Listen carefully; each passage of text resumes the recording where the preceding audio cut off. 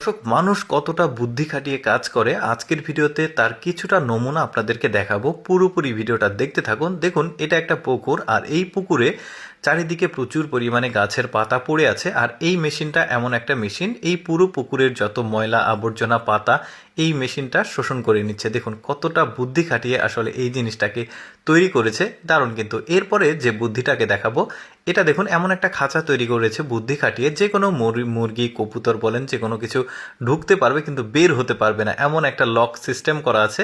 মানে প্রবেশ করতে পারবে সে, কিন্তু আর প্রবেশ করলে বাইরে বের হতে পারবে না। এই যে দেখতে পাচ্ছেন।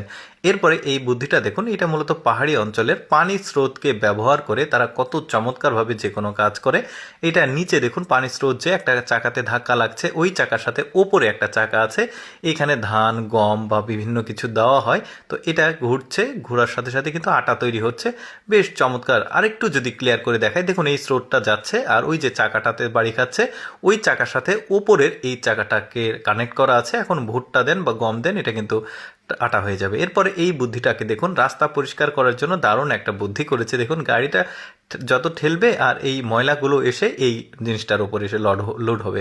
এরপরে দেখুন এই লোকটা এমন একটা বুদ্ধি করে একটা ফ্রেম তৈরি করেছে, কত চমৎকারভাবে ইটের ডিজাইন করছে। আমার কাছে কিন্তু বেশ চমৎকার লেগেছে। দেখুন ওরা কতটা বুদ্ধি খাটিয়ে কাজ করে, চিন্তা করে দেখুন, চাপ দিলেই ওই ডিজাইনটা হয়ে যাচ্ছে। আচ্ছা, আরেকটা বুদ্ধি দেখাই।